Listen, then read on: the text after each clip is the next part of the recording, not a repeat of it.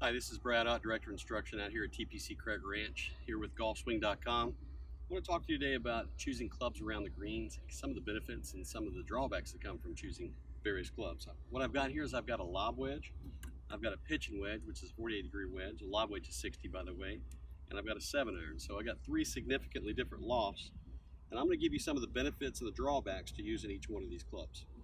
With most of my students, I try and teach them three things about each shot whenever they're selecting clubs around the greens. And I think if you use these three selection criteria, you're going to find it easier to get up and down around the greens. Now, criteria number one is going to be, think about how big the sweet spot is. For example, if a club face is flat, if you look at a club face whenever it's up against the golf ball, if the club face is flat, the ball is pretty flush to the club. So the sweet spot, it says, is biggest. If the club face is at an angle, the ball barely touches the club face, so the sweet spot starts to get smaller. So in essence, the more loft you have, the smaller the sweet spot. So I want you to consider that as factor number one. Factor number two is how far do you have to fly the golf ball? With more loft, we know we have to fly it further because it's going to come to rest quicker. It's got more spin. So the further you fly it, the more that can go wrong. In other words, you got to get the ball in the air longer. You can have more mistakes. The less you have to carry the golf ball, the less mistakes you made. Last thing is going to be the size of the stroke. Obviously, the bigger the club, in other words, like 6-irons, 7-iron, 5-iron, some of the lower clubs, the strokes are going to be small. And the shorter the club, like a sand wedge or a lob wedge, you're going to have to make bigger strokes. Now, I always subscribe to the theory less is more in this game. So if you have to make a bigger stroke, there's more that can go wrong. So if your alignment gets off, or your club face rotation, or your path, or your angle of attack gets off on a small stroke, it's likely going to get off on a big stroke even more.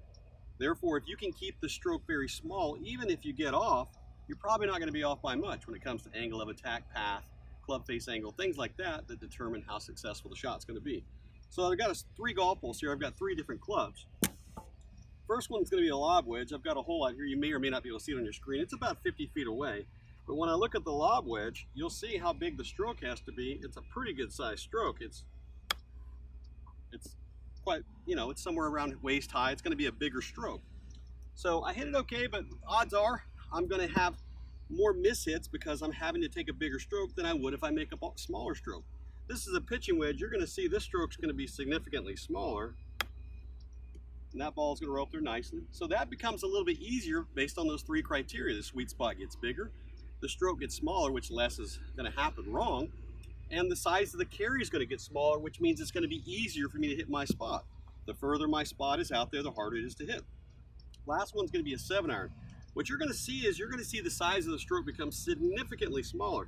And this is the shot that I would like to encourage my students and you to start to master, because if you can get a small stroke mastered, it's hard to make a mistake on it. It's very difficult to make any errors on a small stroke. One of the things I teach all my students when it comes to small stroke, practice this small move right here.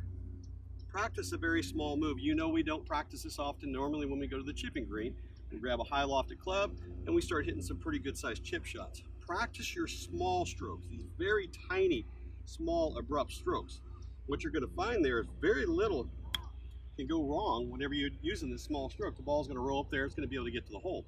So try and use these small strokes just as much as you use some of the bigger strokes. And what you'll find, these bigger strokes are going to have a little bit more difficulty repeating than the small strokes. I hope this helps you around the greens.